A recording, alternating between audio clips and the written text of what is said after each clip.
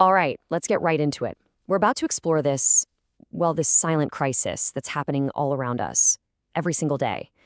It's a story about loss, for sure, but it's also an incredible story about resilience and the fight to save something truly precious, our shared human heritage. Just let that sink in for a moment. When we pass, this language dies with us. That's not a line from some historical drama. That is the devastating reality for the last living speakers of a language. It puts a human face on this whole thing, doesn't it? It reminds us that it's not just words that are at stake, it's entire worlds. So, just how big is this problem? I mean, really. In this first part, we're going to look at the numbers, and honestly, they are absolutely staggering. This is the true scale of the crisis. Right now, as we speak, our planet is this vibrant, buzzing place with about 7,000 different languages. Think about that. 7,000 unique ways of seeing the world, of telling stories, of being human. It's an incredible amount of diversity. Now keep that number in your head. Because out of those 7,000, nearly half, around 3,000 of them, are expected to just disappear, to fall silent by the end of this century.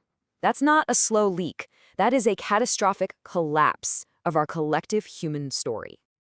And if that last number didn't quite land, this one will. Every 2 weeks, every 14 days, an entire language with its unique universe of knowledge and culture vanishes from the face of the earth. This isn't some problem for our grandkids to solve. It's happening right now. Okay, so we get the scale of the problem, but the real question is why? Why is this happening? Because, this isn't some natural, inevitable process. It's being driven by some really powerful forces, both old and new. So let's break down what's really going on here. So all of these things are tangled together. Historically, you have colonization and forced assimilation, things like residential schools where kids were brutally punished for speaking their own language. The goal was literally to sever them from their culture. Now, fast forward to today, and the pressures are a bit different, but they are relentless. People have to move to big cities for work, right? And to get a good job, you often have to speak a dominant global language. So parents are faced with this impossible choice. Do I teach my kids our ancestral tongue or the language that's going to put food on the table? And on top of all that, when a language isn't used in schools or in government or on TV, it gets pushed to the sidelines. It becomes harder and harder to keep it alive. But here's the thing. This is not just a story about loss. Not at all. Now we get to the really inspiring part. This is about the people, the amazing communities on the front lines who are fighting back, who are absolutely refusing to let their heritage be silenced. And this fight is it's this beautiful, multi-generational thing. You have the elders, who are basically the living libraries of their culture. I mean, they hold the ancient stories, the songs, the names for every plant, every star. They are the bedrock. Then you have the youth, who are taking all that ancestral wisdom and blasting it into the 21st century. They're making TikToks in their language, building dictionary apps, creating memes. They're making it live and breathe online. And then you have the artists, the poets, the rappers. They're weaving their native words into modern music, showing the world, and just as importantly, their own young people, that their language isn't some relic. It's alive, it's powerful, and it is cool. So you might be thinking, okay, this is sad for those communities, but why does it matter to me? Well, here's why. Because when a language dies, we don't just lose a bunch of words. We lose entire libraries of human knowledge forever. I want you to think about language like this. It's not just a tool, right?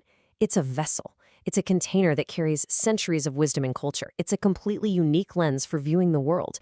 And every time one is lost, it's like we take that one-of-a-kind lens and smash it on the ground. And the kind of knowledge packed inside these languages is just mind-blowing. We're talking about incredibly sophisticated wisdom about local ecosystems, knowledge of medicinal plants that modern science is only now catching up to, entire ways of understanding the universe. Each language is an encyclopedia. And right now, we're just letting them burn. But as I said, this story has heroes. There is resistance, and there is so much hope. And a huge part of that hope is coming from technology, which, when combined with that unbreakable community spirit, is creating a whole new future. The evolution here is just incredible. Back in the day, linguists had tape recorders and paper dictionaries. They were essentially taking a static photograph of a language. But now, the tools are alive. AI can listen to the last fluent speakers and transcribe everything, preserving their voices perfectly. People are building apps where the whole community can contribute, turning language learning into a game. You can even use VR to step inside the ancient stories. It's a total game changer. And this isn't science fiction. It's happening right now.